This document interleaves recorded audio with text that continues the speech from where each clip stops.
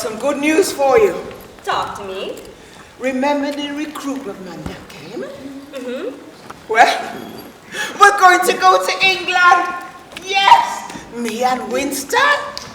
We've decided to go. Yes, it's going to be a great opportunity for us. So what do you think? Are you going to come? Are you sure, Dorothy? Because I heard about it, but my family.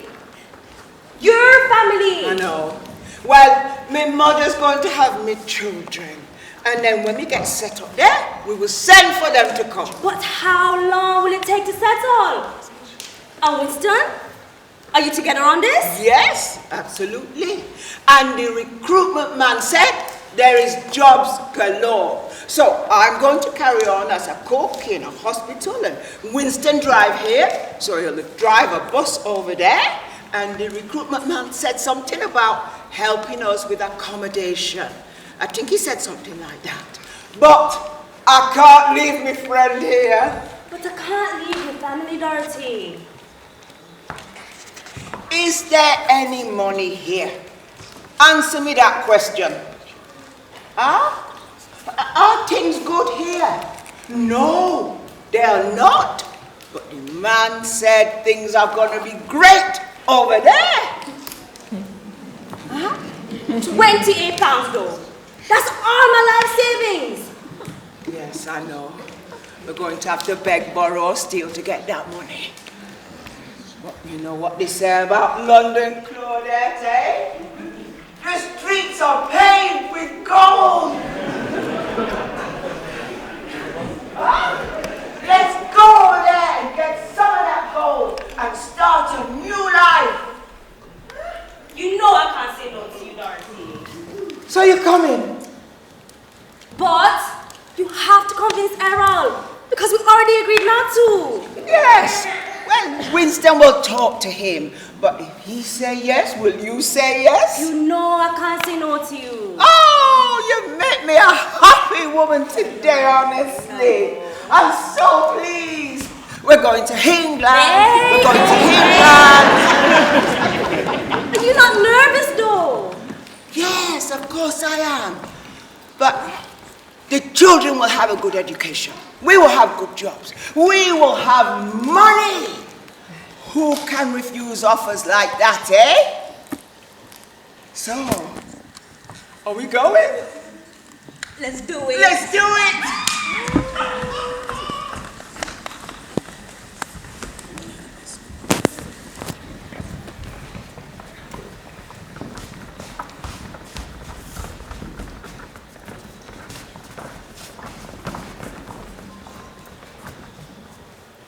Where are you going? Please come back home. Please don't leave me. I don't know how to do without you. Will you write to me? Please can I come too? I love you. Don't leave. Please don't leave me. I need you. Please can I come? Please can I come? Don't go. Why are you leaving me? Please don't leave me.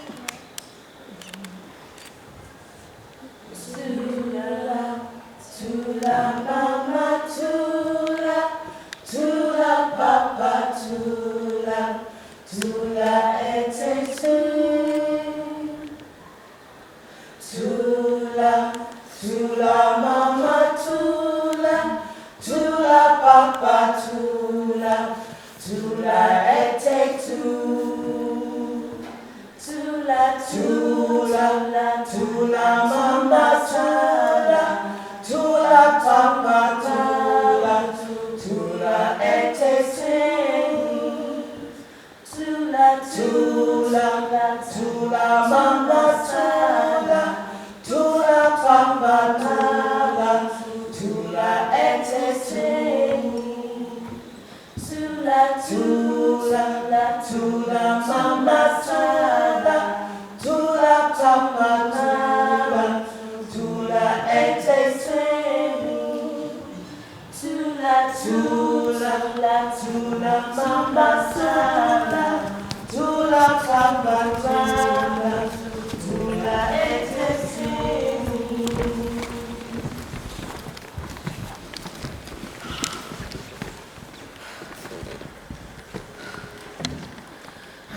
so close.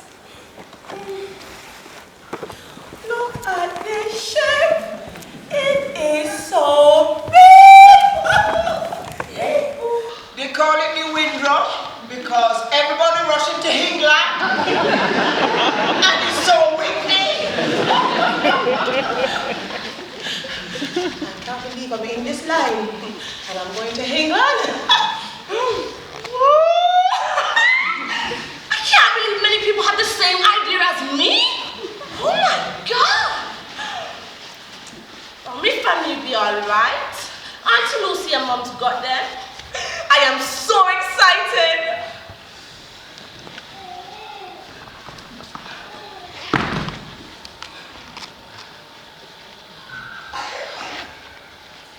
Oh, I'm so nervous. I can't breathe. Oh, look at all these people in this line. Are they going to England? Oh, Lord. Where's Marcia? She told me she'd meet me here. That doesn't matter. This is what I am doing. I'm going to go there, make money, come back home and live good. I am so ready for this.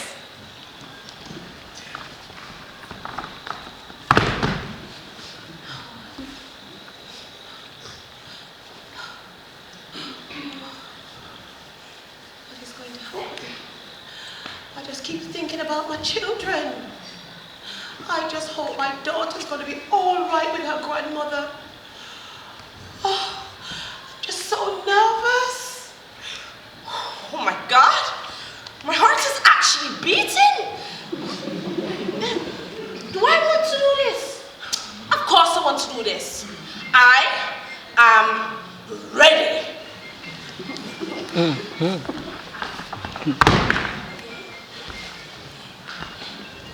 My friend Mercy went to England, went to Panama 2 years ago.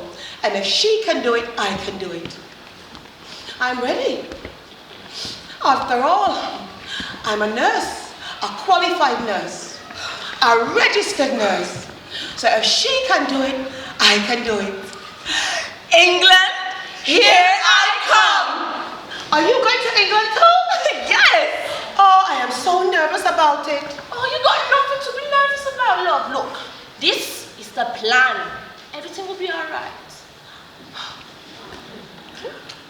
Can't wait till we settle. All right, come on then.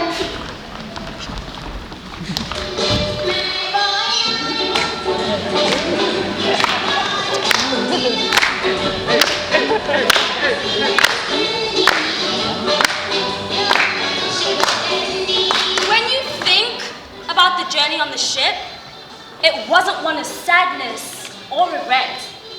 It was electrifying. It was infectious and buzzing with excitement.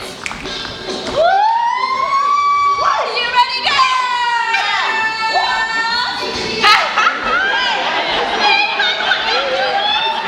Go on,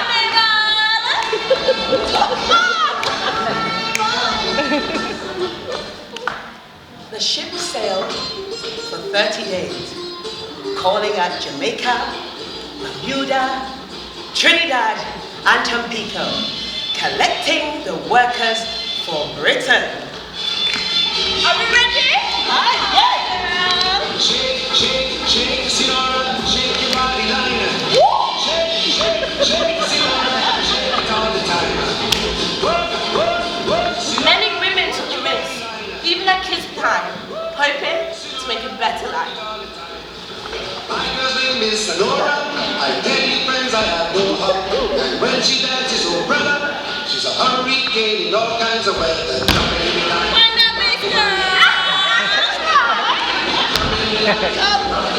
I see you, Dorothy.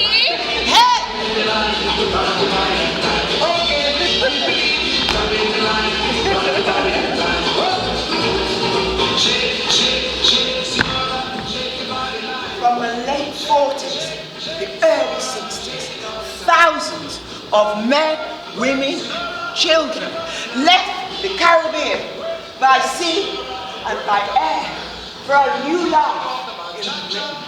They were encouraged to make this epic journey by recruiters who sold them the idea of a better life in the UK.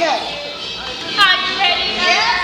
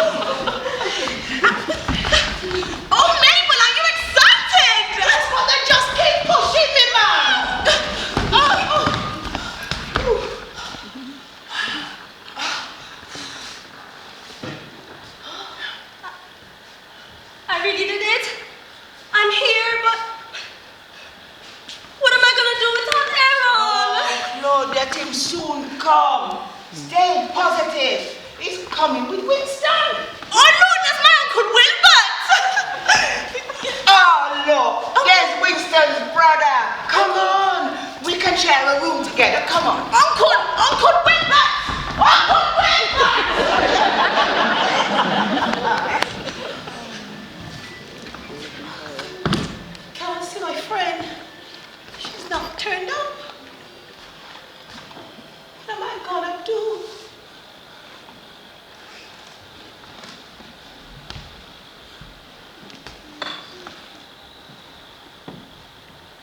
I dragged my case to the next street. I come to a house. And before I can even reach the steps, the sign reads, No blacks, no dogs, no Irish. What do they mean? What are they actually saying? I attempt to knock at a door. A face appears. No vacancies! No vacancies! No vacancies! Closes the curtains and turns. As I continue on my way, I am knocked by a group of young men shouting. Hey! Going back to the jungle! Tired, drained, unhappy, and afraid.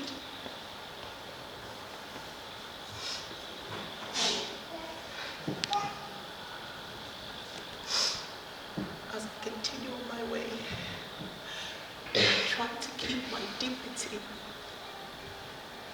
How can I be so wronged? What have I done? My life feels like it's faded. The joy I had has been broken. I continue along the lonely streets. I hear the sound of children playing. But as I draw near, there is silence, stares, as they group together to chat and spit their abuse. Oh, look, there's another one of them. They don't belong here. Those people are disgrace, they are. But it becomes a repetitive chant. No blacks, no dogs, no Irish. I continue on my way with my head held high, but inside, I am breaking.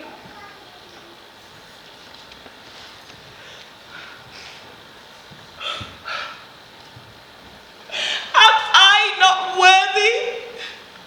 What fault or crime have I committed for you to treat me in a way that is not fitting to man nor dog? What have I done to make you hate me so? To make you treat me so? What have I done? What have I done? She feels. Unworthy, She feels. degraded, She feels. ashamed. I feel abused.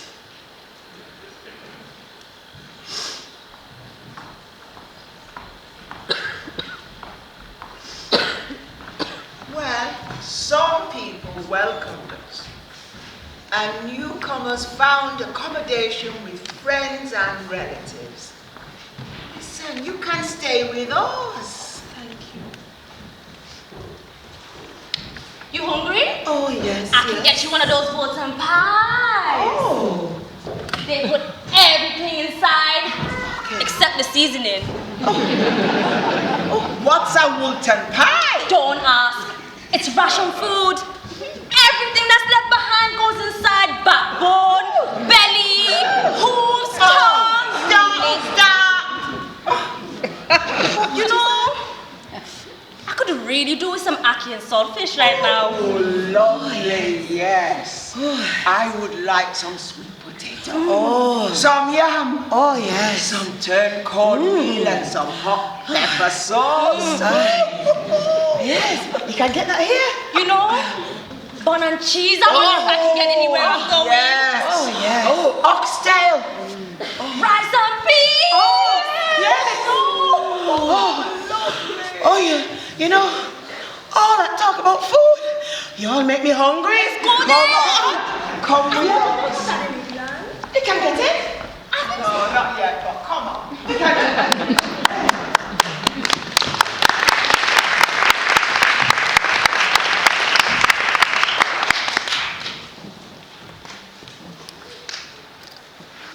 My name is Mrs.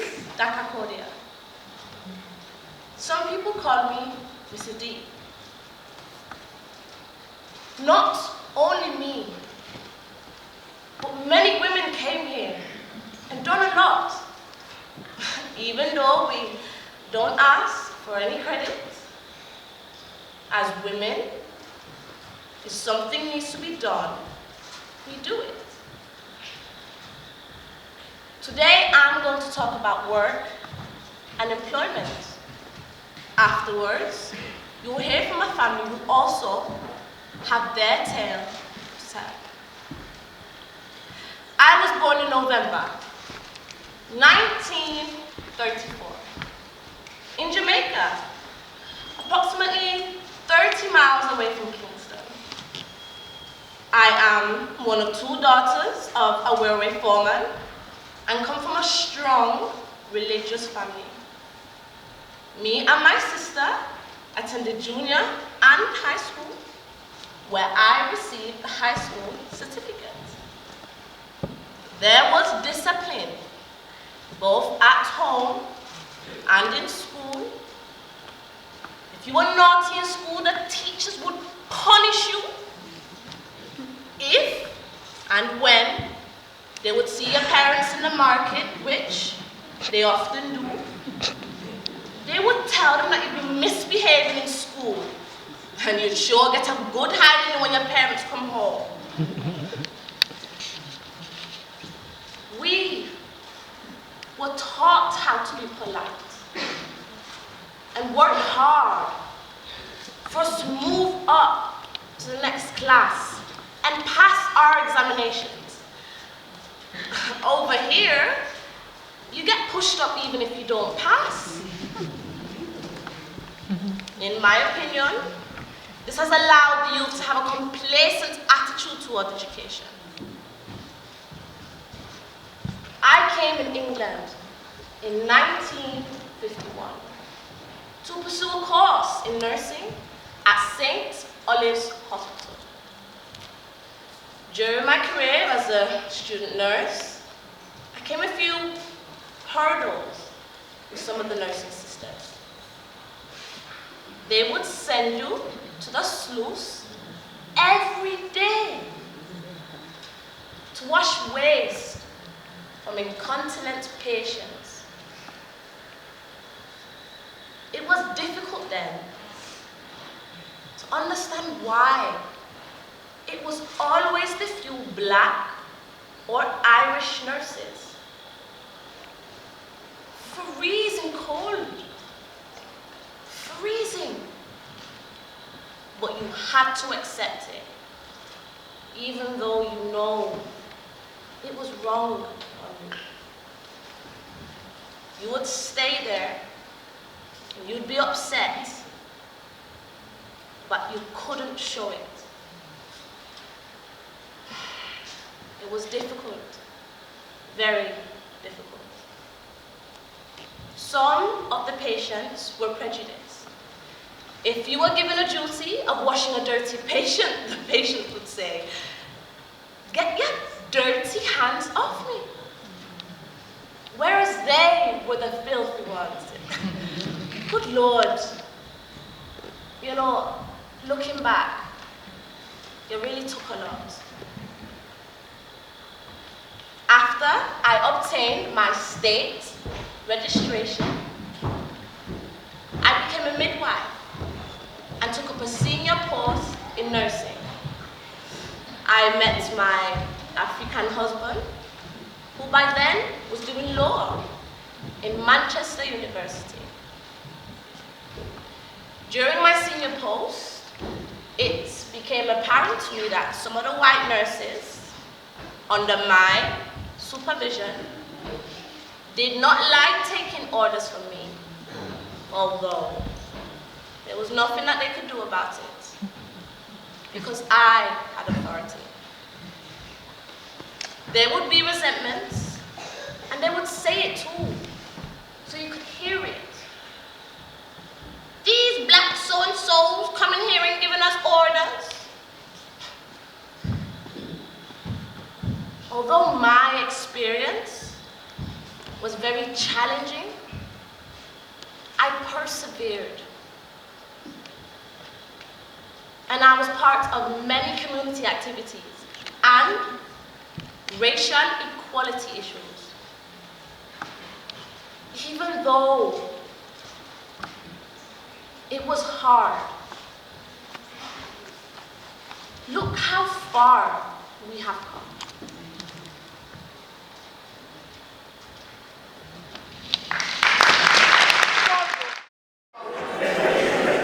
Oh, dear.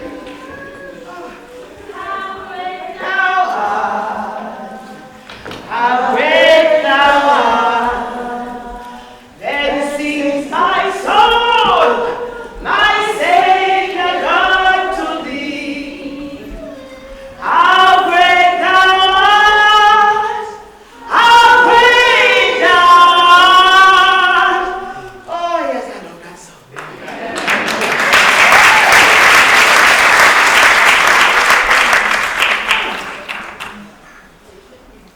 I am Mama. You are but a mama? I was born in St. Vincent in 1912. The furthest place I had ever traveled was to Aruba, where I met and married my husband. We had 8 children, and in 1962, I left and came to England. I flew there, leaving my family behind.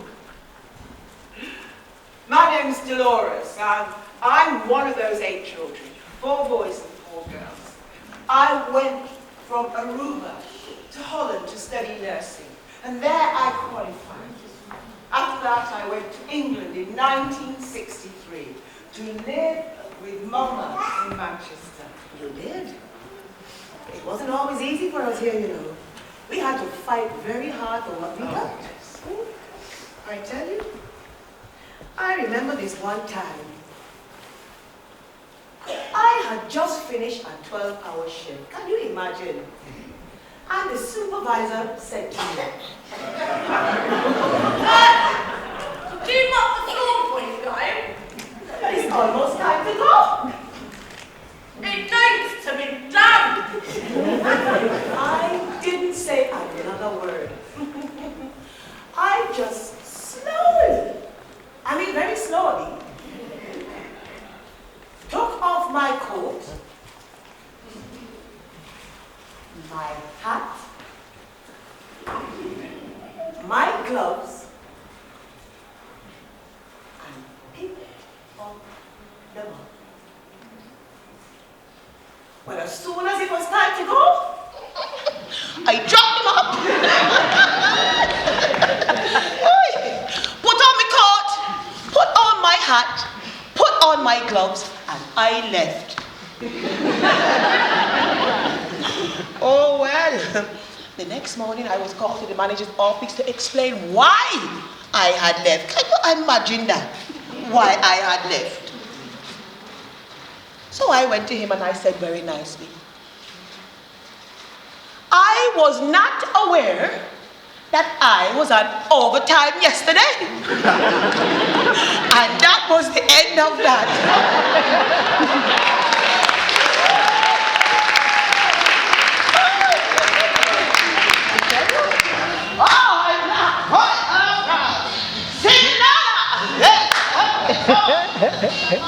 Hey, yeah, whoa, Mama, I remember that song. Of course, I would always sing that song around you girls. Yes. All the time.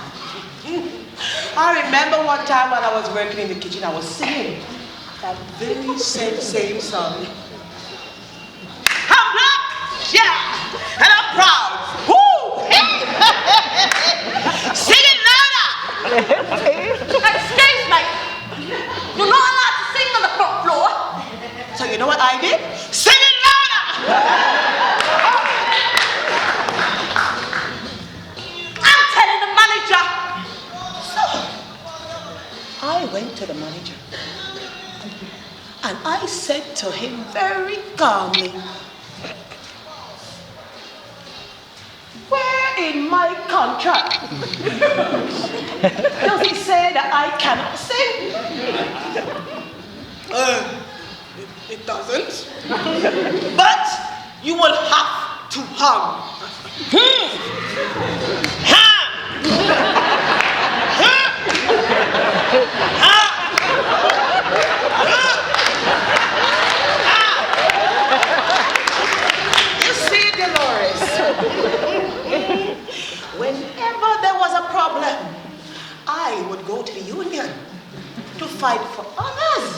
as well as myself. Oh, but as for that supervisor, he might have been bigger than me, but if I would have met him on Oxford Road or Great Western Street, I would have sought him out. And it's true, these people, they can talk to you how they like. Remember that house that you lived in on Great Western Street? Oh, I do indeed. Oh, Oh, it yes. was lovely there. A really rich community of different types of people. I used to love to look out of your window. I remember one Sunday morning, looking out of the window, and I saw two guys walking past, dressed in beautiful white embroidered Nigerian outfits. I'd never seen anything like that before. And back then I used to love to take photos. So I raced downstairs and I stopped them. And I said, please, can I take your photo? And one of them said, oh, you a journalist? And I said, no, I'm a nurse. But I just love to take photos. Can I?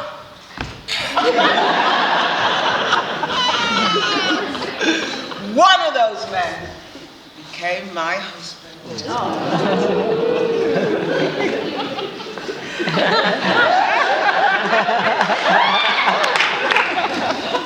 Afterwards, I worked as a state registered nurse in the NHS. Within 2 years, I got promotion.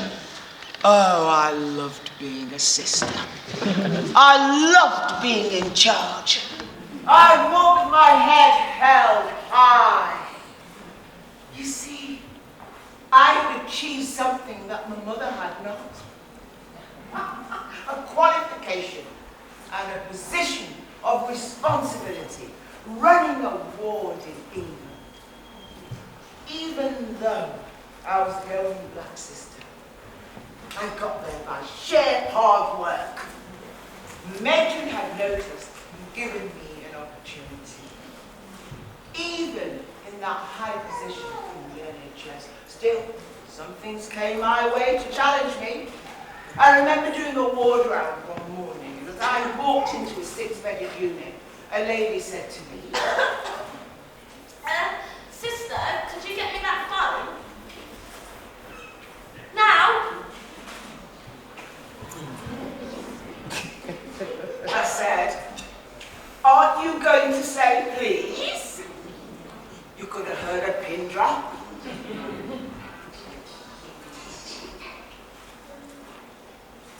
Please. Result. But there weren't many situations like these.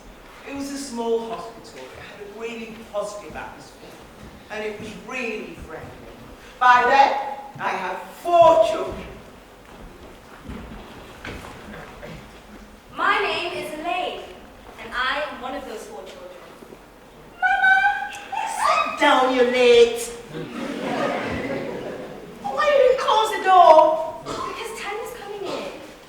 Oh, okay. I was very happy when I got married.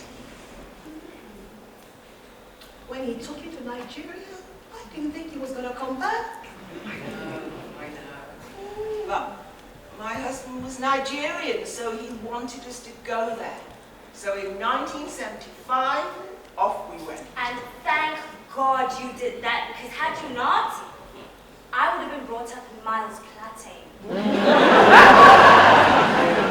Let me tell you, that place was an absolute dump. And that school, oh, do not get me started. You know, I remember once, our teacher asked us, Kids, what would you like to be when you grow up? Elaine? Well, my mom's a nurse, but I'd love to be a doctor, so I could save lives. Precious. Elaine, that is so nice. But maybe you have to be a bit more realistic. You've got a gold star in domestic science. Why don't you do something in that field?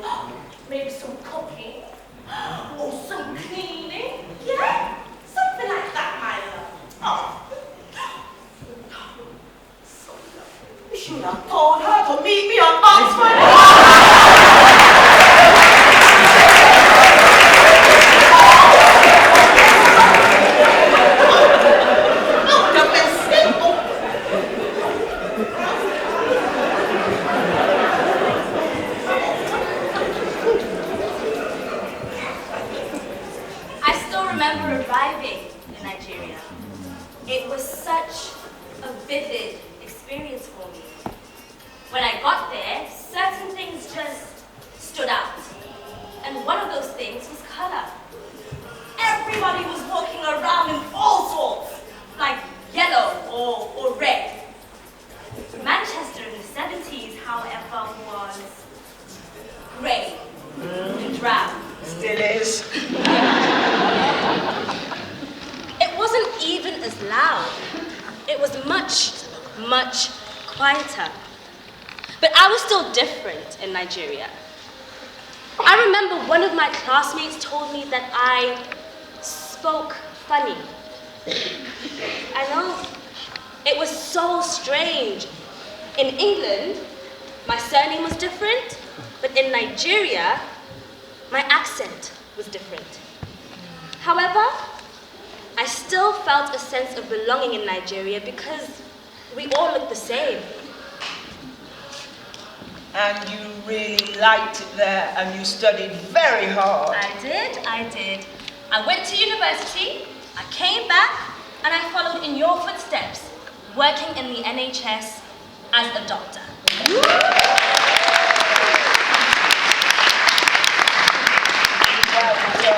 But why you didn't stay in Nigeria and work? Well, I mean, it wasn't unusual to become a doctor in Nigeria. We were surrounded by it. But since my father passed away, my family was here. I couldn't leave that. Look, I wanted my 3 children to grow up with you all like I did. Hi, Mom. Sorry I'm late, Mama. About time. My name's Tanya, and I am a result of 3 generations working in the NHS. I followed after my great-grandmother.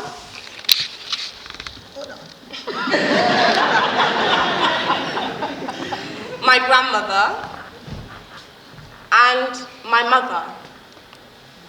And together, we made it, didn't we? As a family, through determination and rising above adversity to embrace the future.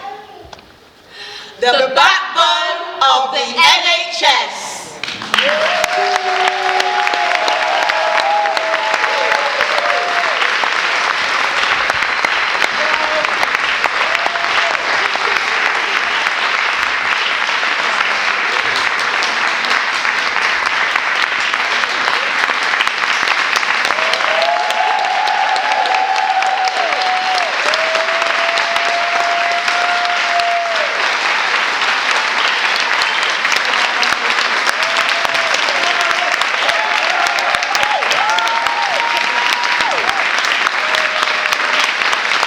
You're still seated. Before you go, we have one more thing for you. Okay. You see, tonight's show was to commemorate the contribution of the Windrush Women to the NHS. But we do still have a scandal that affects our community. And this poem is to highlight the deplorable situation. You see, many years ago, they had jobs galore. Well, this was just after the war.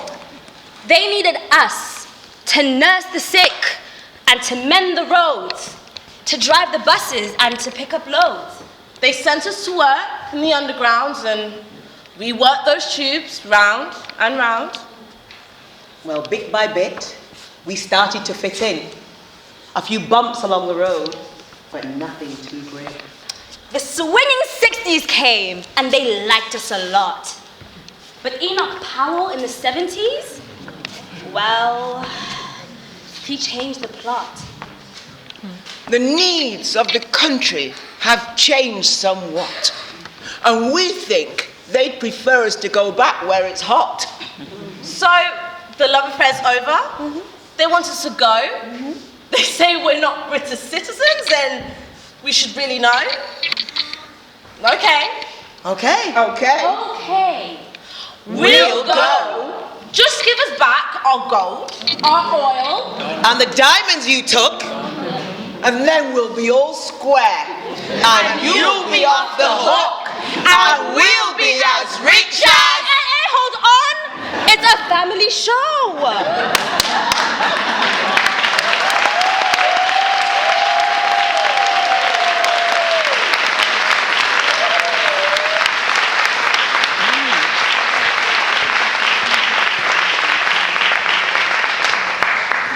Louise Dakakodia Education Trust would like to give a huge thank you to the West Indian Sports and Social Club, Sydney Couture, responsible for costumes and stage prep, Mosside and Hume Development Trust, Windrush Centre, Karaoke Enterprise Limited, First Cut Media, Louise Dakakodia Supplementary School, Manchester Metropolitan University, Micah Johns, the Millennium Powerhouse, the Neamos Centre. Yeah, thank you very much. Please also note that a question and answer session follows tonight's performance.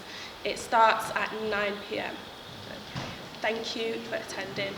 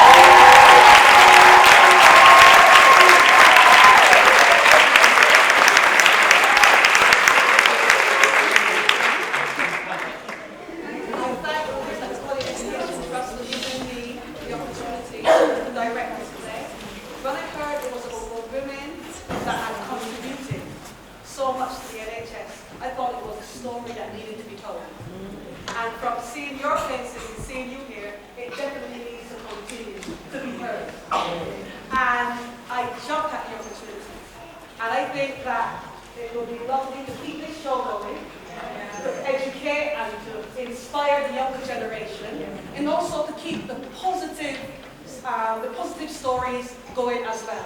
That sort of will help to sort of get rid and dispel of the darkness that comes sometimes. So thank you very much, and please, I hope you come back for the last